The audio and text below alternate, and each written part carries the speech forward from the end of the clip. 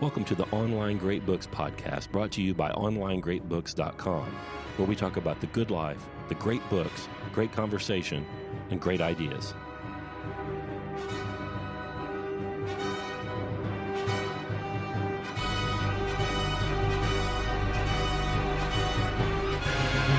Hey, I'm Scott, and that is Karl. Today, we're going to talk about Sir Arthur Conan Doyle's A Scandal in Bohemia. Yeah, so I thought this would be a little different than The Lord of the Rings, where I was the guy who loved it and made you read it. And you're the one who loves this, and maybe I had read it before. But I'm reading it and I'm thinking, there's something here that is the key to Scott Hambrick. Yes. There's some reason why he loves this story so much, and Sherlock Holmes in particular. And I'd kind of like to delve into that. Okay, let's do that. But first, I would like to point out that I'm like, hey, Karl says, hey, will you read this 1,100-page book for me? I'm like, okay, all right. And then I said, hey, will you read this 13-page short story?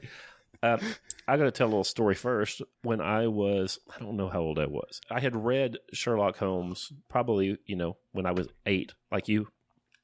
Mm-hmm. And then some years later, I was maybe 12 or so, we went to a garage sale. And there was a set of these books at the garage sale. He's holding up a finely bound, does it have gold leaf pages? Yeah. It's highfalutin. There was a set of books by Black's Reader's Service. They were printed, I don't even know when they're printed, probably in the 40s. And I think you could buy them on a subscription and you get one a month, and they've got a little ribbon, sewn in the binding. And boy, I wanted those, So this is like my first great book set. And I think Mom paid $50.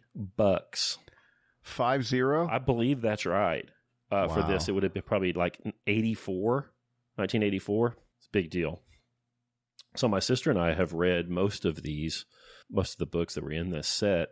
By the way, Black's Reader Service, the main product they sold was that big hardback set of Zane Grey Western novels that you may have seen. Yeah. But my sister and I both read these a lot. We spent a lot of time with these, and I gave them to my sister has them, but I bought my own set on eBay. Excellent. Yeah. Scandal in Bohemia, I think, is the first of the short stories. If I'm not mistaken, The Sign of Four came first. I think that was the first book, the first Sherlock Holmes book. And then Doyle didn't make a great deal of money off of that thing. He sold the rights to it for a flat fee. And was pretty sore about that, and then got a deal with the Strand magazine to do some serials, and introduced Holmes to the readers of the Strand with this. I believe this is right. I'm doing this from memory with this story, A Scandal in Bohemia. One of the things you said about it was so interesting that he was able to do something pretty good, even though it was a strictly commercial endeavor. He may have even gotten paid by the word for these, Yeah. I think that's when we talk about writing and, great books and everything, a lot of these guys are writing for money. Mm-hmm. And it's okay. It's okay if you are of good character, if you have good thoughts in your head. I'm not sure Victor Hugo had good thoughts or good character. But, if you're an interesting person, you have an interesting interior life, and you write on a deadline, the stuff you write is going to be good. Right. So like Charles Dickens got paid a penny a word or something. So that's why those novels are so long. He got paid if they were longer, but they're still good.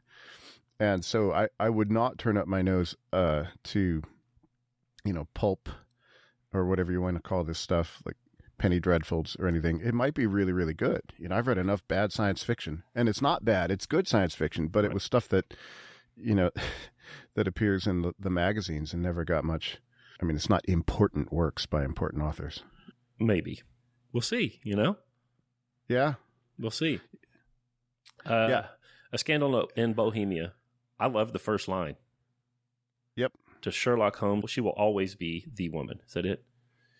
To Sherlock Holmes, she is always the woman. Okay. The is in all caps. Yeah. The woman. She is representative of her sex. She's the Platonic ideal of what woman can be. Yeah. So is this about a great love affair? No, I don't think so.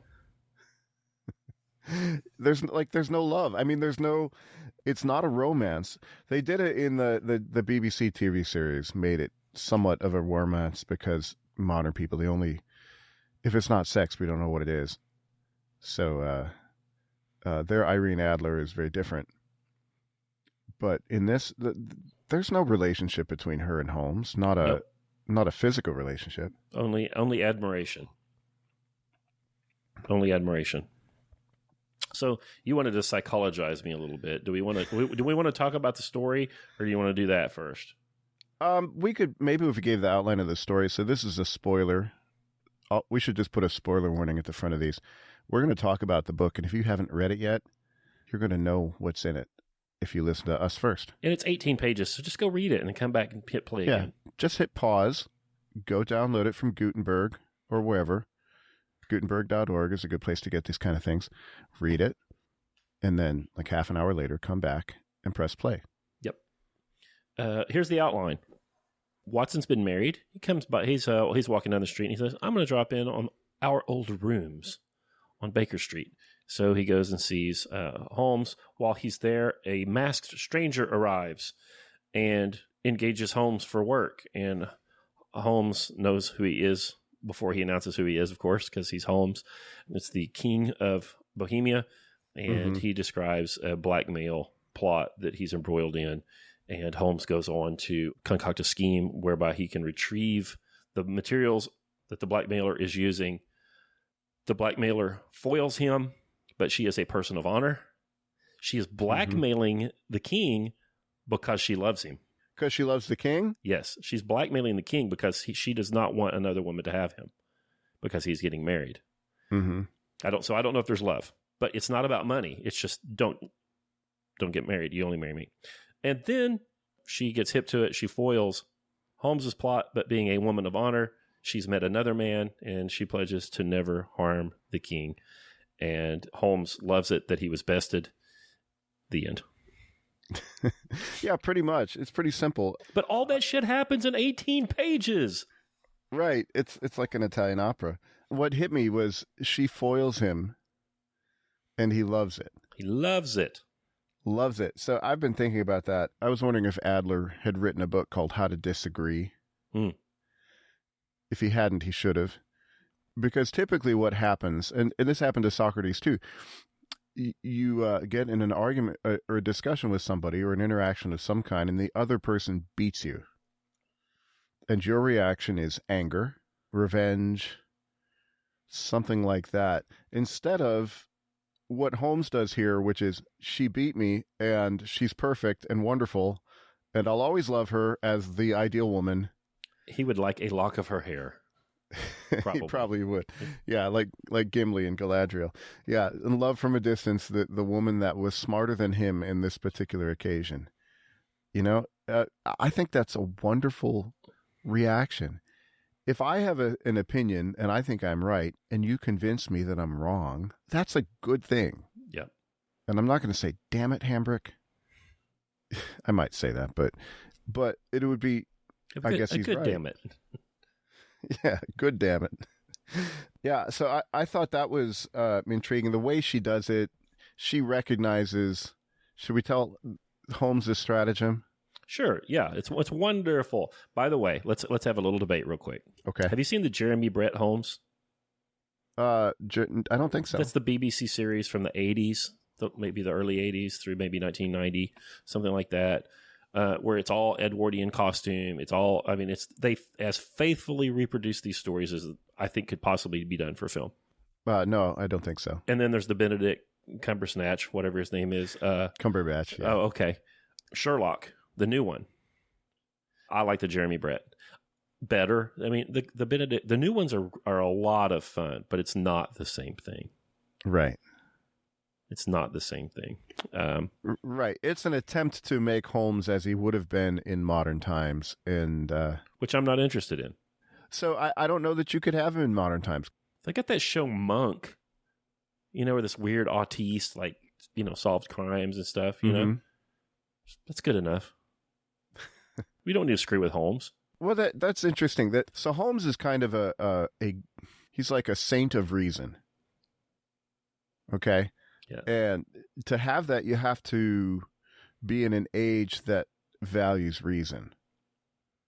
Yeah. So part of the fun, and I think part of what young Scott probably was attached to, is that, here's a guy that can deduce who you are by looking at your shoes.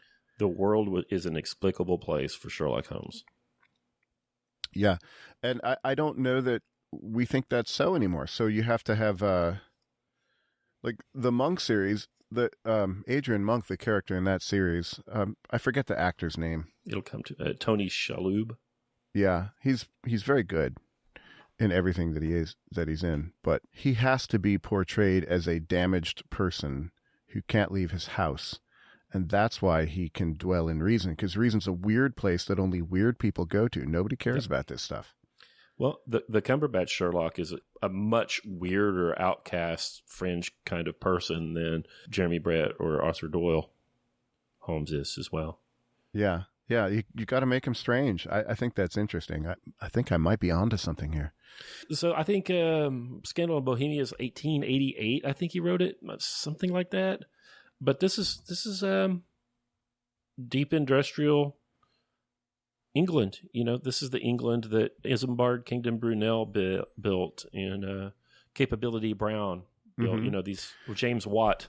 This is a highly rational group of people at this point that see the world as something they can understand and do something with. Yeah, except I think I need to argue with myself. So you have to help me out here. What does Holmes do when he doesn't have a case? Oh, it's not that he doesn't have a case. If he isn't challenged, he bites his own tail. He does drugs and lays around and acts like a San Francisco millennial. Yeah.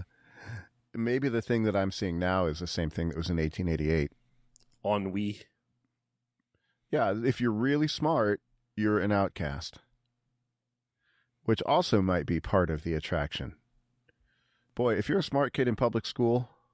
At Catoosa, Oklahoma. And, okay, boys and girls, we're going to go around the room and read aloud. Did you ever have that happen? There was a guy in my English class, small school. And his last name started with F. Mine started with H.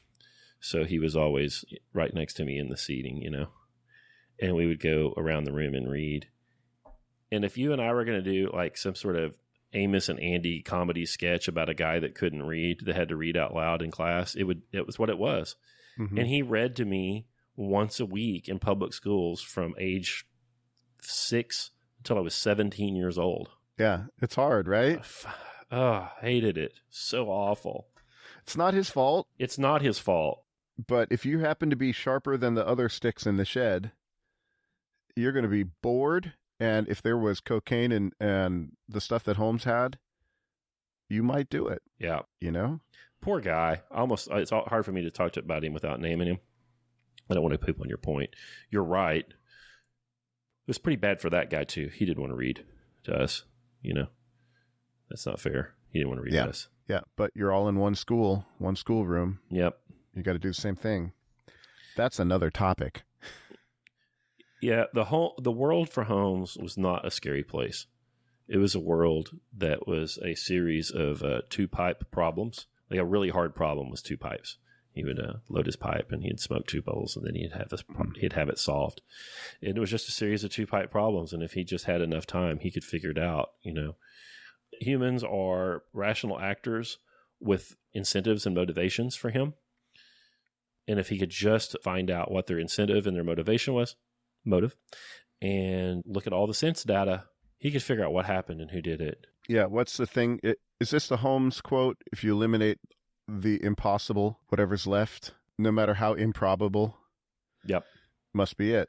So from A Scandal in Bohemia, he says, "It is a capital mistake to theorize before one has data." Capital! Like he'll put you out for this one. He says, "Insensibly, one begins to twist facts to suit theories instead of theories to suit facts." So he's all about the data and then parsing through the data, and then whatever theory is left that the data supports, no matter how improbable, had to be the answer for him. And what if you don't like the theory? I mean, what if you don't like what the data supports? Well, you know what?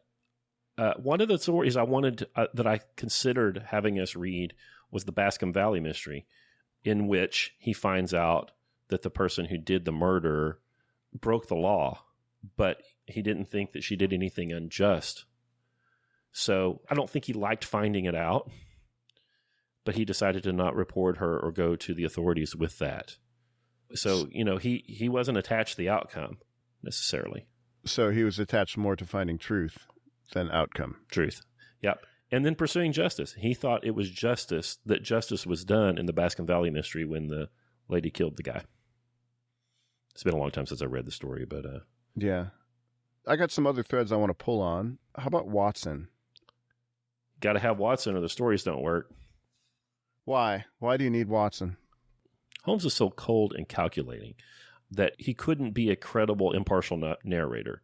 And he couldn't give us the human details because he's not interested in the human details, the color of the thing.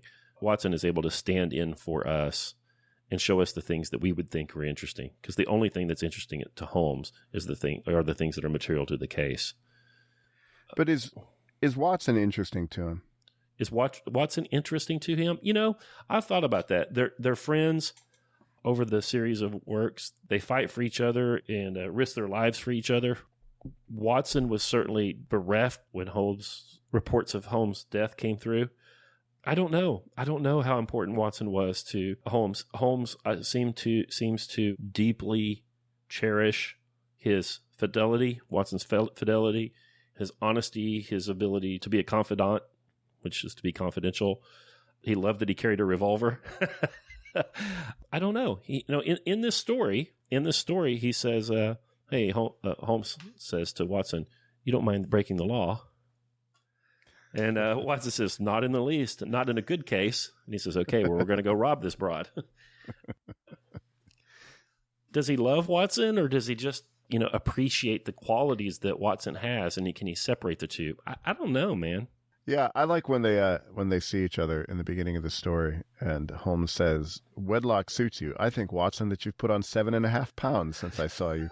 And Watson is upset and says, 7. Right. But, it was 7.5. Right. And he says, "You did not tell me that you intended to go into harness." Into harness. He had to go take up work again, And then Holmes describes how he figured out all these things. And then Watson says, "You would certainly have been burned had you lived in a few centuries ago." Burned for a witch. These stories are so funny. Yeah, they're good stories. They're fun stories. I am not as much of a fan as Scott Hambrick is, but I've read a bunch of them. How are you not? It's probably too rational. Right. I like unicorns and elves and things. Well, Irene Adler is a unicorn. Don't make fun of me. One of the things that I like, let's follow that one. So there is a detective, 2 books, I think, written by the guy that wrote Hitchhiker's Guide to the Galaxy, Douglas Adams. The Dirk Gently books? Yeah. And they flip the thing. They flip the Holmesian thing. The Holmesian thing is eliminate the impossible, and whatever's left, no matter how improbable, has to be it. And in the Dirk Gently books, you eliminate the improbable, and whatever's left, no matter how impossible, must be it. And the books are funny, too, because he's always right. There's a character in it that's a rain god and doesn't know it, and he's a truck driver in England, and wherever he drives, it's always raining, and it's the clouds giving him love because he's the rain god. But the reason why that struck me, you have, on the one hand, you have the completely explicable, rational universe that you know the extents of. If you're going to be Sherlock Holmes, you need to know all the things that are possible. That's true. You might not know. Maybe that's me just with my fantasy imagination, Maybe there is a ghost sometime. Right. There are some mysteries here. There's one where a guy is trying to kill Holmes, assassinate Holmes. I can't remember which story it is. It'll come to me here. And Holmes figures out who it is because he's aware there's one guy that has this high-powered air rifle, whatever. Mm-hmm. But he had to know that. And one of the things about these stories is that Holmes has this enormous catalog of newspaper clippings and information that he's kept, and he knows everybody in the underworld. He understands the workings of London. And so he has to have a huge knowledge base. It's not just rationality. He has to have a huge knowledge base of his surroundings and what's possible. And he's always doing chemistry experiments and studying tobacco ash, and because he has to know everything about the world for it to make sense to him. Yeah, and it's all very clear cut. I read a lot of mysteries. I'm thinking about some other ones. So Dirk Gently's quite different. Longmire's a series that I've been reading recently. He'll like just have an owl perch on his doorpost, and he'll know that somebody's died. Right. You know? Yeah, I can't read that. So I guess that's the question, or the big boundary line. Is the world a completely explicable, rational place? I think it is if you have enough of the data, but you'll never have it. Yeah. Are there any characters in Holmes who are merely spiteful, where you don't know why they do the bad thing? No, I don't think so. So everybody knows about Moriarty, his arch nemesis, who's really Black Holmes, Dark Holmes. Like, he's a hyper-rational criminal. He does the criminal work seemingly for the challenge of it. It's an intellectual exercise for him, I think. But then there's a blackmailer it mentions in a couple of these stories. Charles Augustus Milverton, I think's his name. Milverton. And Milverton seems to be just completely evil. He likes screwing with people. He likes hurting people, and he's a grabbler. He likes money. So is it money, or is it just evil? What I'm looking for is, because sometimes it seems to me, in my experience of the world, there are people who are just mean as a snake. Yeah, I think Milverton is malevolent. Maybe not. We need to go read. But most of his characters need money, overreacted, and were overly passionate, crimes of passion, trying to obtain property. They got some, motivation that I don't agree with, but it's not like they're not just Hulk smash ugly. Right. But I agree. There seems to be raw malevolence out there. Yeah, when it's not too often in the Holmes stories. Most of the Holmes stories, it's a matter of degree. Holmes is rational, the criminal's rational, but the criminal screwed up in the calculation. Right. So it's a failure of knowledge, not a failure of will, I guess. Here's another thread. All right, let's talk about Irene. Irene Adler. So the way she figures this out, so we warned you ahead of time, dear listener, to pause and read it. So now this is how she figures it out. So what they do is they pretend to light her house on fire. They throw a simple plumber's smoke torpedo through the window. I've actually used a plumber's smoke torpedo. I have too. High school days. I had a job where I had to go down in the sewers in a town, and we would plug one end of the sanitary sewer and put the smoke bomb in, and then we'd climb up and see if the smoke came out places it wasn't supposed to. Yep. It turned out the mayor had his storm drains go into the sanitary sewer. Oops. That's illegal. You're not supposed to do that. So we had blue smoke coming out of I think his kid came out and there was blue smoke coming out of the toilet. Right. Well, anyway, so you throw one of that into the house and then yell fire. And the thought was that Irene Adler, though she be the woman, she is still a woman. And in a moment of panic, will go to that which is most precious to her. And her, not having a babe in arms, would go to either her jewelry box, but not her. She'll go to the photographs and the blackmail materials. Yeah. And so Holmes sees where they are. And she did. But as soon as it's done, she realizes what she did. I forget exactly how she gets out of it, but she sends a letter to Holmes at the end. I knew. She's like, who could possibly have tricked me? She says, hell, it could only have been Holmes. And so she immediately puts on a disguise and starts heading to Baker Street. And sure enough, sees Holmes returning from the caper and says, good night, Mr. Holmes. Oh, yeah, that's a great moment. As she walks by, she's dressed as a boy. Good night, Mr. Holmes. What? So that's how she knew, in fact, that it was Holmes. And so she sends a letter to the king, care of 221B Baker Street. And they open the letter, and she lets him know, lets the king know that his secrets are safe with her, although she would retain the materials in case he decided to be an a-hole later, and sent a photograph. And the king is like, name your price, Mr. Holmes. I can't thank you enough. The kingdom has been saved. He says, I would only like this photograph. Irene's photograph. Yep. Now, she gave him, he was a witness in her wedding to her solicitor because he was in disguise trying to figure out what the whole situation was. And he was drugged into the wedding chapel to be a witness and was given a gold sovereign for his trouble. And he said that he would wear that on his watch fob forever. It's awesome. Yeah, it is. It is. All right, let me go far afield here. I have to wrap that up. His only, he took some expense money up front, which is about a year's worth of income. I looked it up. I think he took £1,000, which would have been upper middle class annual income in London at the time, and a gold coin and her picture.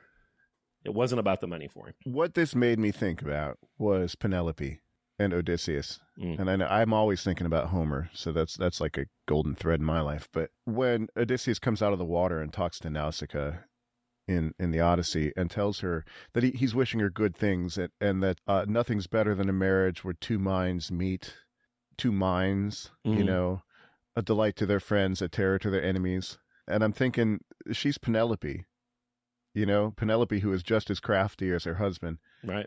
Obviously, they're not the same, but you can make some comparisons. Odysseus always needed to know, like the sirens, right? I'm stretching with you. You're stretching with me? Yeah. Am I too far out? Am I being fantastical? I don't know that Holmes and Adler here are Odysseus and Penelope. They're Odysseus-ish and Penelope-ish. Okay. A shadow. Well, it's an ideal of marriage that, obviously they're not married, but it's an ideal of love, which is, look, she's so smart. She beat me. She's wonderful. She's perfect. They clearly share values in a deep, deep way. And the value's the mind, right? Yep. Right. Do you think she's in love with the solicitor? She said that she was. I have found a better man than him. Did she say love? Well, she says she found somebody better. I'm not sure if she says love. I love and am loved by a better man than he. I don't know. How much can a female Holmes love? The king may do what he will without hindrance from one whom he has cruelly wronged. I keep it only to safeguard myself and preserve a weapon which will always secure me from any steps which he might take in the future. So does she think that the king might have her snuffed out? Might have her princess died? Yeah, you think she's got it set up? If I die, release these. Yeah, what is it? What do they call that? A kill switch? Something like that, yeah. I want to hear more of her. I'm sad that she doesn't show up too much. They talk about her in other stories, but yeah, he refers to that woman. What a woman! Oh, what a woman! Cried the king of Bohemia. Did I not tell you how quick and resolute she was? Would she not have made an admirable queen? Is it not a pity that she was not on my level? From what I have seen of the lady, she seems indeed to be on a very different level to your majesty, said Holmes coldly. I'm sorry that I have not been able to bring your majesty's business to a more successful conclusion. So good. The king of Bohemia, Holmes is quizzing him on what happens. It's my paper. It's my, well, you could say it was stolen. You could do this. Well, I appear in the photograph. Oh. Uh-oh. Send nudes.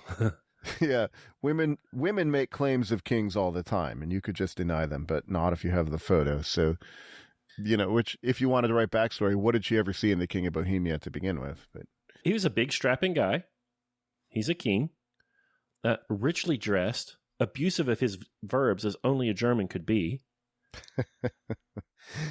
A big, strapping guy, and he clearly thought a great deal of her. So, we don't get a big story here about the virtues of the king. No, he probably wrote this in 20 minutes. I don't know his writing style, but he probably had that sentence to Holmes, she was always the woman. And then, oh, that's a great beginning. Now, how do I write that woman? Yeah, what must she be? Yeah, it's a quick read. It presents a view of rationality that is attractive, I think. Mm-hmm. I still have the same worry with Holmes, is it a complete life? Oh, it is. I mean, Watson, you said, what is Watson to us, or why is Watson in the stories? I think you have to have a Watson tell the story so you can see that Holmes doesn't have a complete life. Yeah, Watson has to get married. Yep. And he leaves. There's this line, I think that I had better go, Holmes. Not a bit, Doctor. Stay where you are. I am lost without my Boswell. Yeah. Was it Ben Jonson had his life chronicled by Boswell, right? Yeah. And, so he's the chronicler. Yeah. And so it's Watson who can have the normal life. And the way Holmes shares in the normal life is by hanging out with Watson. There was a cool meme that I saw. So they were both the actors who were in the latest BBC thing were in the Hobbit movie. Yeah. Which I don't recommend seeing. And Cumberbatch plays the dragon. And so it's like Sherlock Holmes' actor is playing the dragon and Watson's actor is playing Bilbo Baggins. And it just shows them looking at it and it's like, Holmes? Right. Watson? It's for a case. He's in disguise as a dragon in Middle Earth. Yeah, he has these powers of observation, and he knows everything. He knows 23,000 varietals of tobacco ash. Mm-hmm. He could carry off perfect disguises. He's a masterful actor. He's enormously strong. Like he has a big bully burst into their rooms on Baker Street at one time and tells Holmes that he's going to kill him, and he grabs the poker at the fireplace and bends it, and Holmes takes the poker from him and straightens it back out. He's a superhero. He's Batman. Mm-hmm. He's Batman. Yeah, I want to let's go back to that which we've mentioned in passing so far, because I think this is genuinely useful and good. So Watson is always amazed. He tries to do what Holmes does. He tries to deduce what people are just by looking at them. Well, I want to know, do you ever do that? Do you ever sit like in a restaurant and every minute look at the people all day and figure out who they are and what they're doing and why they're doing it? So Holmes says, quite so, you see, but you do not observe. What does that mean? To observe versus to see. Holmes, he has to see things almost out of their context. When Watson sees a guy, he says, it's a well-dressed guy. Looks like a fellow Londoner. He's not a hobo. That's it. Mm-hmm. But Holmes sees everything in great resolution, and none of it's contextual. He understands that the context all has elements, and he breaks it down and he observes each element and then rebuilds the context around each element.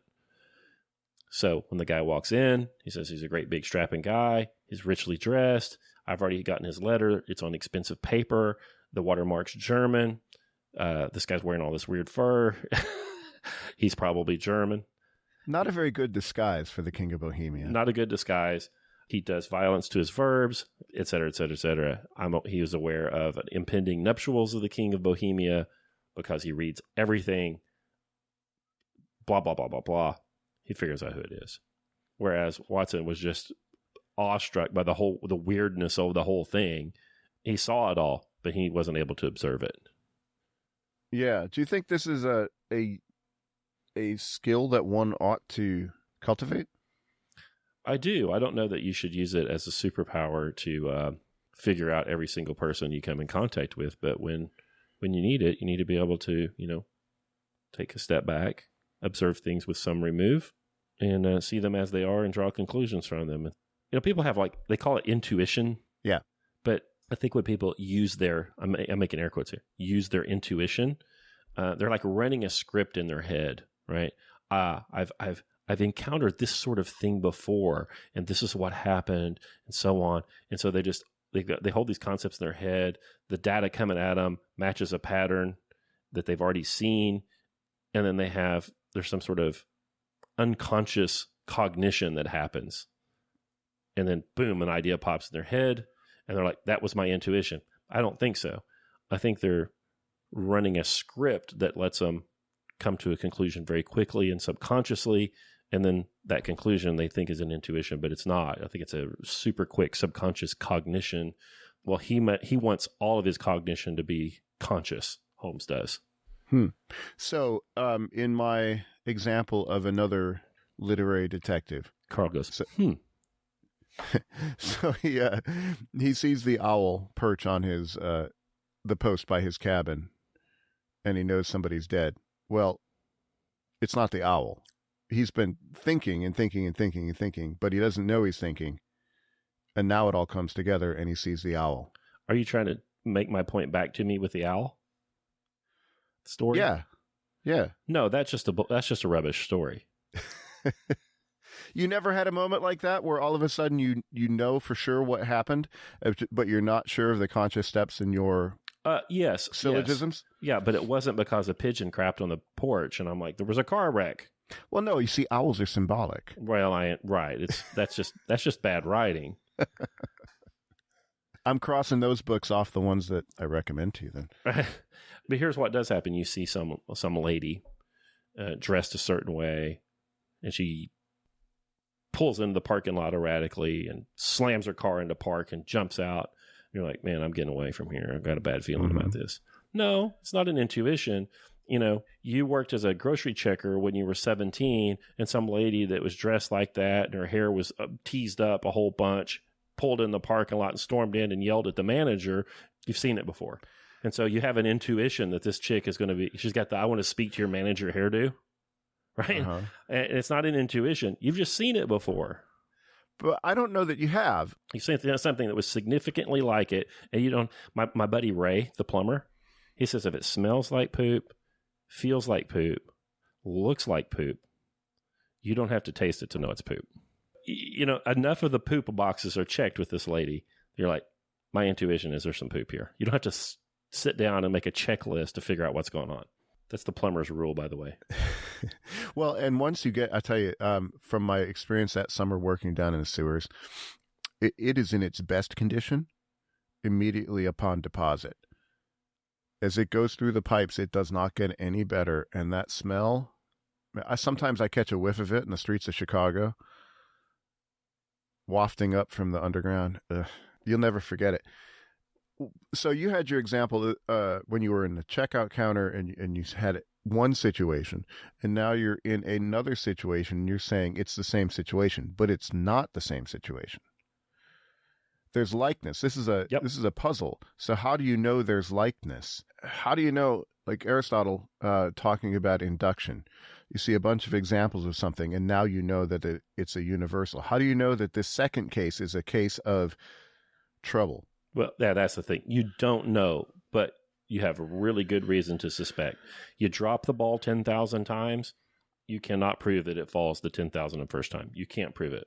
But we can trust that it will. Right. And so when I see the lady with the driving a Chevy Avalanche and the multicolored hair with the thing swooped over and whip into the parking lot and slam it in park, and the car's still rocking by the time she's still walking, while she's walking in the building, I don't need to go talk to her.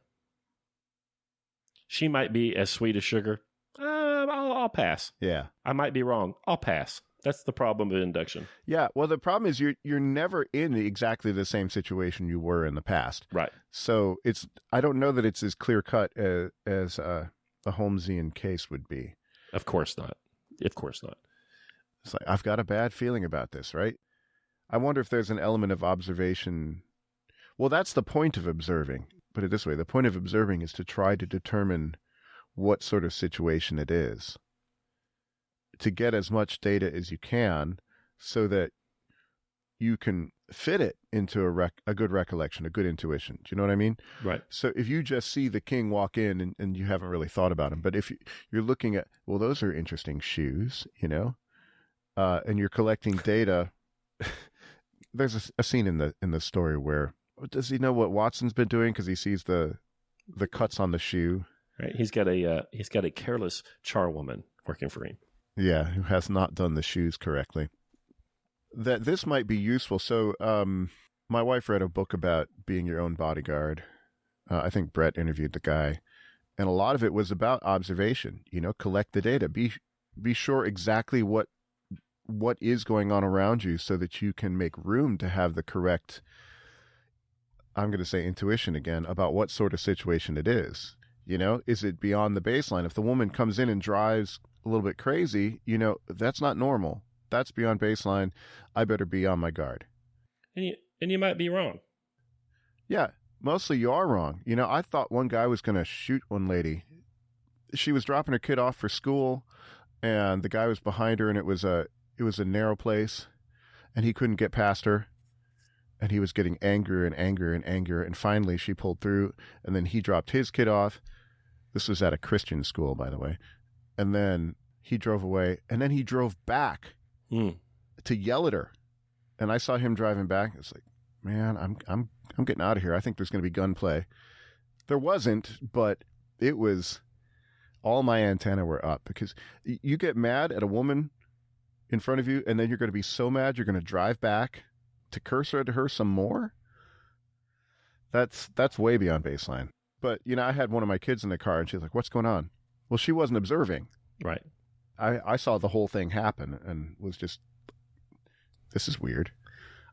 I was driving one day, and I turned my left turn signal on to pull in a parking lot, which was across the street. So I had to pull across oncoming traffic. I turned my turn signal on. I saw a pedestrian on the sidewalk. I pulled across traffic to turn left into this parking lot, and the guy had seen me. The guy on the pedestrian had seen me, but something happened. I don't know what it was, and he stepped right in front of me. And I had to slam on the brakes, and my rump is out in traffic, but I didn't kill the guy. And he, it startled the heck out of him, and he ran across the sidewalk and moved on. I pulled into the parking lot. Well, I started to get out of the car, and I saw that guy was coming towards me. I thought, this guy is going to want to have a scrap because I almost hit him, but he stepped off the curb in front of me.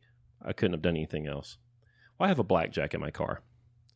So I got my blackjack, and he walked up, and I thought, if I need to, I guess I don't have to kill him, because I'm not going to let him kill me.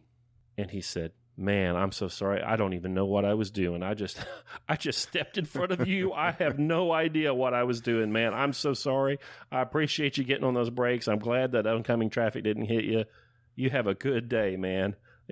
So I put the blackjack from my right hand to my left hand, and I shook his hand with my right hand and said, no problem, Bubba. Have a good day. Be safe out there.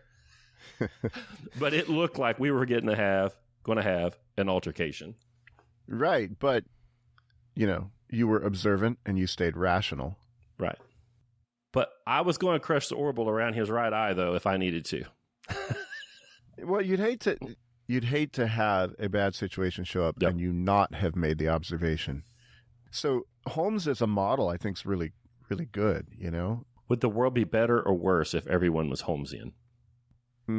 Well, they wouldn't mate. Wait a minute. Holmes could find someone to put his genome in if he had to keep the world going. He wouldn't enjoy it a bit. That would be an interesting story. Dear Mrs. Adler, you and I once crossed paths over a matter of the King of Bohemia. I can't help but notice that the population of Earth is declining, and I thought it might be good if my genome could intersect one of your eggs. I will be in Paris on 13 November of... You can see him writing that letter. Yeah. That's Holmes's foreplay. And imagine the paper in the envelope, and it would all be perfectly chosen. Right. I've enclosed a chess problem. Should you solve it, you'll know where I will be, at which time we can engage in coitus and help. Yeah. Yeah, no, I think there's some bits missing in him, but... I need to write some fan fiction, I think. Pseudonymous, I hope. So there's a line from Thomas Aquinas that has haunted me since I read it. Who is the Holmes of theology, by the way. Oh, yeah, absolutely. Yeah, that's a good way to put it. Thomas Aquinas solving mysteries as Sherlock Holmes in a cassock. But it's in the beginning of Summa Contra Gentiles, which is a book. It's a book on theology for people who don't believe what you already believe, so you can't use the Bible. In this case, we must appeal to reason, to which all men must acquiesce. And I had this mark in my copy of the book, like the chess mark, the exclamation point and the question mark. That's really good. That's really hopeful. Yeah. I don't think it's true. I mean, I don't think people do not, but they should. Yeah. Yeah, all these Austrian economists and their efficient market theory, they assume everyone's a rational actor. How many rational actors have you met? There are people who are rational situationally, including me. And then when I'm outside of those, whatever those limited situations are, I'm just an ape, like throwing my poop and getting mad, eating too much, doing things that hurt me. Yeah, we're not rational very much. So yes, I think it would be better if we were more Holmesian, but not the full Holmes. the full Holmes. Never go full Holmes. But what about this, though? I think you and I think that people, including ourselves, and listen, I think that people aren't rational because I observe me.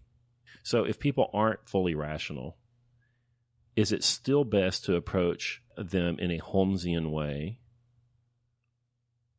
I mean, it might still be the best approach, right? To assume they are, because insofar as they're not rational, it's pretty nutty. Like, can you make decisions about people trying to figure out where their nuttiness is going to go? I mean, that's kind of what sociology is, maybe, right?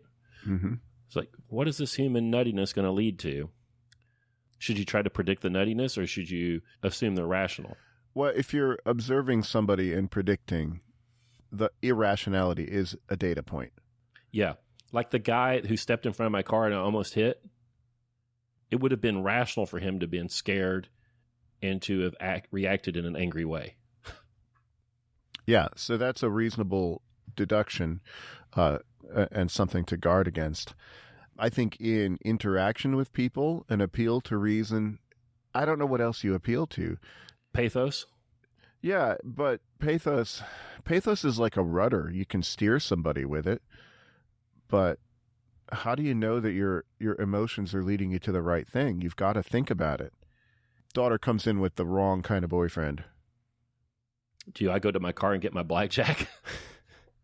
And you say you can give all the reasons why. No, he's got the meth addiction, and it's not going to be good. But I love him. You don't know him like I do. Well, you shouldn't love him. That's the point. But love doesn't always wait for rationality. It doesn't even often wait for rationality. My mother told me that love is not enough. Right. And my Big Fat Greek Wedding, the old Greek lady says, love? What does love have to do with marriage? Tina Turner told me, what's love got to do with it? Right. Elvis told me love's a many splendid thing. Nazareth told me love hurts. How far can we go? I'm done. That's as far as I could go. But yeah, so how do you deal with that? It's a genuine aspect of human experience. Well, okay, here's the question. Which is more real? That might not be a good adjective to apply to real. But which is more real? The calculation? Authentic? Sure. Yeah. That's Heideggerian. Which is more authentic? The calculative reason or value and love? Seeing somebody and saying, Marcel puts it about loving somebody. When you look at somebody and you love somebody, what you're saying is, thou at least shall not die. In other words, you're giving eternal, infinite value to a finite human. And it doesn't make any sense. You know, this is where the Stoics, in my opinion, get it wrong. They think that your kid can die and you cannot care. Yeah. I think it's virtuous to not care. The Stoics can kiss my ass. I mean, if you're a modern Stoic, you don't have to. But all the dead ones that wrote those books that everybody talks about, it's not virtuous to not care if your kid dies. There's no virtue in that. I get mad at Epictetus. Yeah. Insofar as you can do that is the degree to which you aren't human. Is Holmes a Stoic? I don't think he is. He holds the virtues in Adler to the highest degree. A Stoic wouldn't keep her picture. A Stoic would not keep her picture. And if Adler wasn't married to this other woman and she knocked on the door and she's like, I followed you home that day. I knew this is where you lived. You almost got me. And if we tangle 3 more times, you might get me 2 out of 3. I got to be with you. He might have gotten married, and that might have been the Holmes and Adler Detective Agency, and there might have been an entirely different, set of stories. There is a series of stories that do this. Have you read Dorothy Sayers' mysteries? I haven't. I need to. You might enjoy them. I love when she writes nonfiction, when she writes essays, So Harriet Vane is a shows up in one of the stories. So it's Lord Peter Wimsey, which is a great name. Peter Wimsey. Well, the full name is Peter. I don't know how you pronounce this as a name, but the name Death, Death. Is it Death or Death? I don't know. Peter Death Braden Wimsey. It's like 4 names. Peter Wimsey. It's a little on the nose, isn't it? Like, I'm Detective Dick Fanciful. Yep. Well, but whatever. Sorry, I didn't pick the name. But he's this bachelor that lives in an apartment and collects rare books, and he has his own Watson, Bunter, who was his sergeant in World War I. About the 4th or 5th book, he saves Harriet Vane from. You don't like the name? Well, it's funny. I mean, Harriet Vane. Yeah. My name's Rosemary Shallow. Yeah. Well, I'm pretty sure Harriet Vane is actually Dorothy Sayers. Right. But he saves Harriet. I'll just say Harriet. How's that? Okay. From being executed from a murder charge. You know, the series goes on, and it ends up being, it's like the both of them. You know, the character comes in and takes over. They're great fun. My daughter loves them. I reread them every now and then. I always forget who did it. Yeah, this is another wonderful person, Sayers, an interesting, good person, and they're going to write interesting, good stories. I mean, in stories that are about the good. I mean, the Holmes books are about virtue. They may be unbalanced, and, you know, maybe we don't want everybody to be Holmesian, although I do. Yeah. The characters in the book are good. I got a couple other things. Did you notice the detail? She's a soprano, or she's a contralto? Mm-hmm. So when she says, good evening, Mr. Holmes, she can do it in a low voice. Yeah. That's a nice little detail. But let's talk about, so one of the things that we talk about for great books is that they might inspire a genre. Yeah. And so I've talked a few of my favorites. I read mystery books on my own. They wouldn't have been there without Arthur Conan Doyle. They wouldn't. People say Poe's Murders in the Rue Morgue are the first detective story. I don't care. This is it to an art. Yeah, everybody copies this, you know? Yeah. So Dorothy Sayers did it. She's pretty explicit about it. It was Sherlock Holmes that inspired her. And you come up with a character, and then you solve mysteries. G.K. Chesterton has a series of mysteries, which are the opposite of these. It's not reason. I'll give you a hint. You can figure out who did it in a Father Brown story by knowing correct metaphysics. Right, right. Because the bad guy always gets it wrong. Right. If you're bad, you're the one that would do the wrong thing, which is commit the crime. Right. So this little Catholic priest detective figures everything out by just knowing his theology. It's fun, but it's the same thing. It's inspired by Holmes. It's just taking the framework. Brother Cadfael, I read a bunch of those. It's about a medieval monk. You know, they're fun. Sam Spade, they're Sherlock Holmes stories. They have the interview in the office. Spade goes out into the city, and there's the reveal at the end. There's a MacGuffin. Yep. Right. It's the photographs here in this one, in the Spade books. It's the Maltese Falcon. Yeah, I have this thought. I think there's not enough weightlifting in literature. There needs to be... It's so boring for everyone else. No, there needs to be what would be a detective who is a massive gym meathead kind of a guy? Poirot would have squatted heavy, I'm sure of it. The opening scene in the book is him putting down his 600-pound deadlift. And then she walked in. You ever read any of these Lee Child's thriller action books? Jack Reacher? Jack Reacher. Melissa's reading the first one of those right now. I read a bit of it. Reacher will take a job that's just hard labor just to get in shape. And he's like 6'5" in the books. And, you know, he'll like hand dig a swimming pool, and just, you know, get all like jacked and lean. And then, you know, something will be afoot and he has to go kill a bunch of people. It's kind of like that. Like at the beginning of the story, he's been moving 60,000 pounds of cinder blocks, or, you know, and then the bad guy comes to town. Yeah. Yeah. So the deadlift would be good. If you guys out there like mysteries, you have Arthur Conan Doyle to thank, because there wouldn't have been these sorts of things. He took Aristotle and made it fun. Was it The Sign of Four? Yep. Is that the Four Causes? Oh, the Orange Pips. I don't know. The Four Causes. It's ridiculous. Sounds like a singing group, right? Live from Motown, The Four Causes. Which story is it? I think it's the one, it's the Blue Carbuncle, where a guy shows up and he waits for Holmes, and then Holmes doesn't show up and the guy leaves, and he leaves his hat behind, and Holmes is looking at this hat, and he's figured out everything about the dude. And he hands the hat to Watson, and he's like, what can you tell us about the owner? And Watson does a pretty good job, and it's like, you're like, that's great. And then Holmes explicates even more about the owner. It's great stuff. I think Aristotle could have done it.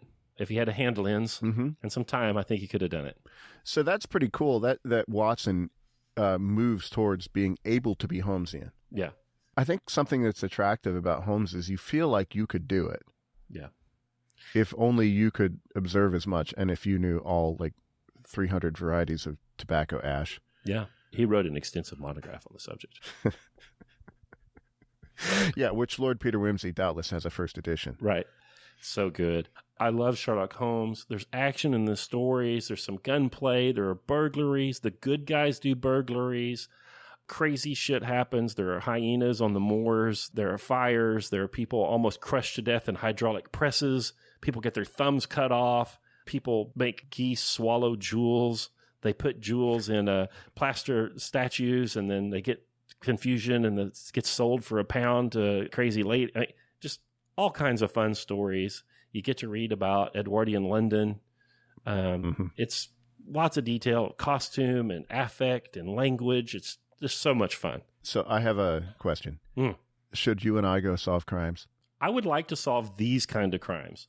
And that's another thing. These kinds of crimes are pretty innocuous, you know? There aren't like rapes and serial murders. The crimes aren't dark and ugly. They're bank robberies and paper forgeries and no domestic violence calls. Yeah. It's property crimes. It's white collar crime. It's misunderstandings and things like that. Like the Redheaded League. A guy puts an ad. There's an ad in the paper, and this redheaded guy reads it and says, "If you got fiery red hair, come and we got this job for you." And he goes and he does this interview. He gets this job, and it's just copying out of the Encyclopedia Britannica by hand because a wealthy redheaded guy died and wanted to leave a good income to other redheaded people. And he's like, this is just weird as hell. It's just weird as hell. And he's like, I can't figure out why this guy would pay me like a really good wage to just write for like 4 or 5 hours a day to just copy the Encyclopedia Britannica. It's just weird. And he goes to Holmes. He's like, this is so weird. I don't get it. Holmes is like, this is curious. So they have to go figure out what happened, you know? It's great. I'd like those kind of things, yeah. Because it's not just crime. They are mysteries. Right. So which one of us would be Holmes and which one would be Watson? Depends on what we're talking about. If there's mystical owls? Yeah, if an owl lands on the lamppost, you're Watson. That's me, yeah. Because I don't think it's material to the mystery at hand. Yeah, it's a lot of fun. Go read it. Yeah. Rachel Price, the woman. No, I don't know. She's one of the women, that's for sure. Yeah, she is. Rachel Price of Lake Street Dive. What are we going to do about their trumpet player? What do we need to do about their trumpet player? He's a little sloppy. We need to have him tune. I think probably the problem is that he's playing guitar for most of the gig, and then he picks up a cold horn, and it plays flat. All right. That could be solved. Let's tune it a little sharp. Or let's bend it with our mouth. We've played a little trumpet. We can do that. We can temper that tuning a little bit. Yeah, or you could just bring a heater. Right. So that it's warmed up to 80 degrees when you pick it up. That's a good idea. We need to invent a trumpet stand. When you put it, the bell on the stand, it just puffs 86 degree air through it. Yeah, so this could be the first case that Hamburg can shoot solve. The case of the out-of-tune trumpet. The problem of the flat brass. Yeah, we could do it. So that's a little inside pool. Shame on us. One of my favorite bands today. It changes, Thank God, right? Yeah. Thank God that it changes. It's Lake Street Dive. Go listen. They get you a little blue-eyed soul there. Yep, I got to see them at Ravinia. They were excellent. Yeah. That horn needs a tune sometimes. I don't know. There's Sherlock Holmes. You can't go wrong with the Sherlock Holmes stories. Doyle famously hated him. He raised his price all the time to continue to pump out these stories because he hoped that he was like, well, if I get paid this much, I will write a story. But if they quit asking, that won't bother me either. people continued to pay him because it's a legendary character. The stories are so good, and Doyle did such a good job with them. So go read them. I've read some other Doyle stuff. Here's one for you, Karl. Maybe we should read this, just you and I. A Night Among the Nihilists. I don't know that one. Yeah, great stuff. Foundational. I think it's going to make it. It's a whole new genre. Sure is. Why don't you all go find out? You tell us. And they're short. Read them in the bathroom. Remember when people used to read when they were in the bathroom? I do, but then I got a bidet. We need to make bathrooms great again. I want everybody to read in the bathroom. Now everybody looks at their phone. Yeah. That's more topic, right? Right. So if somebody lends you the phone, you better wash your hands. Oh, God. I hadn't thought of that. Yeah, you're right.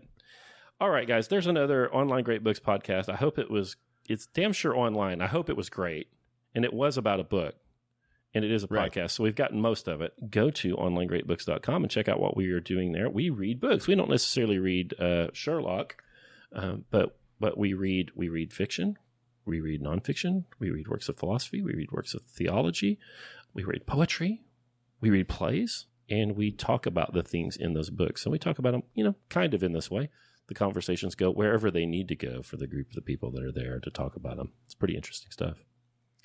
What were you going to say, Karl? Well, this podcast is kind of like letting off steam, when you're buried in Plato and Aristotle all the time. Roger that. You got to read some fun stuff too. Holy smoke. Listen, I'm reading the anti-fun. I'm reading Hobbes's Leviathan right now. I'm 33 pages in. I got a long way to go. I haven't read this before. Hobbes makes his case for a commonwealth that he calls the Leviathan. He is living in Civil War England as he's writing this. I believe they had recently cut off the head of their king. Yep.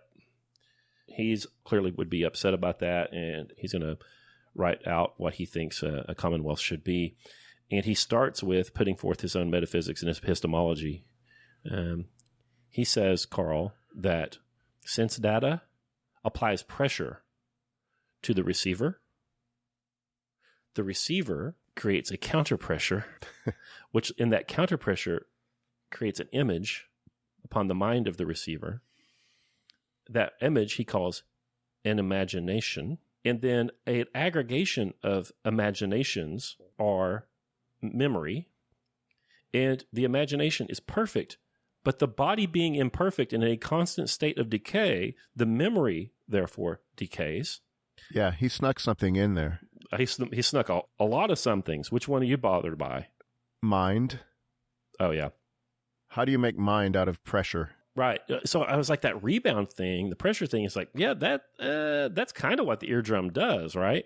And you have these Pacinian corpuscles, these little sensors in your fingers, that feel things. And, he's onto something maybe, but yeah, he's got the mind there. He does talk about the will, how the will is appetitive for him, and it wants things, and it acts based on memory and experience to obtain these objects of appetite. So anyway, he builds this whole wackadoo metaphysical and epistemological system, and then he's going to build an even wackier government system on top of it. So here's the question that I have. Mm-hmm. Does the authoritarian, totalitarian government that I take it that he's proposing, is that the sort that you come up with when you start with his metaphysics? Yeah, I don't know, but if your metaphysics are bad, everything after it has to be bad. Ask Father Brown. Right. Yeah, Thomas Hobbes would have been the criminal. Yep. In the case of the Leviathan. Yep. Man, for Hobbes is famously, right, life is short and brutish and full of woe. Solitary, nasty, brutish, and short. And man, unless he is socialized, lives by tooth and claw. So we'll see. We'll see where he goes with this. It's written in Chuckian England, during King Charles. Is that what do you call that era? Oh, I don't know. There's a name for it. Jacobin? Restoration or something? Because they killed him and then they get a new king. Yeah. He translated Thucydides. I do. I happen to have that. Hats off. First edition? No, not first edition. Hats off. But, he's got this classic approach where he starts with zero, and he starts with, some assumptions, and then he builds his work on it. And I admire that, and hats off, and we'll see where it goes. But it seems awfully wackadoo so far. I'm trying to be open-minded and generous with Mr. Hobbes. Sure, as you should be. Because we all love the comic strip, Calvin and Hobbes. Can you believe that? You're making fun of Harriet Vane and Peter Wimsey. Right. And they got named the kid after John Calvin. The Tigers, Thomas Hobbes, yeah. Do you know his teacher's name? No. Miss Wormwood. All right. That's true. That's C.S. Lewis stuff, right? Yeah. Yeah. Worm tongue. Yeah. Bad metaphysics leads to bad places, guys. But my metaphysics was good that day, and I didn't beat that guy with that blackjack. Yep. All right, there's another show. Thank you all for listening. We'll talk to you in another week or so.